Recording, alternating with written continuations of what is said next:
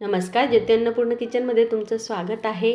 कढी म्हटली म्हणजे खिचडी कढी किंवा कोरडी भाजीसोबत कढी, नसलंच काही तर नुसती प्यायला देखील छान लागते आणि सर्वजण ही कढी आवडीने खातात।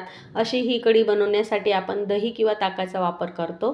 तर मी इथे ताक घेतलेलं आहे, 1 लिटर ताक घेतलेलं आहे। त्याच्यासाठी मी 2 चमचा हे बेसन पीठ वापरलं। कढी म्हटलं म्हणजे कढीचे खूप प्रकार आहेत। आमसूलची कढी, रोजची रेग्युलर कढी, उपवासाची कढी, अशी वेगवेगळ्या प्रकारची कढी असते। तर मी आज फोडणीची कढी बनवून घेतली।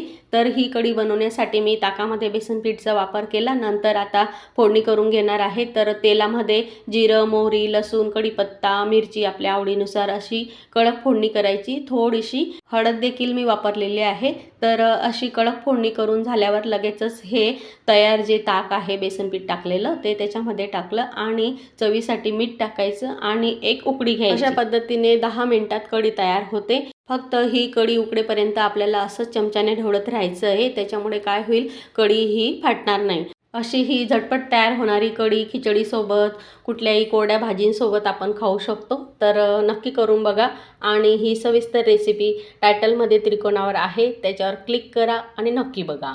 व्हिडिओ आवडल्यास लाईक, शेअर, चॅनलला सबस्क्राईब करा। पुन्हा भेटू अशाच नवीन रेसिपीसह। धन्यवाद।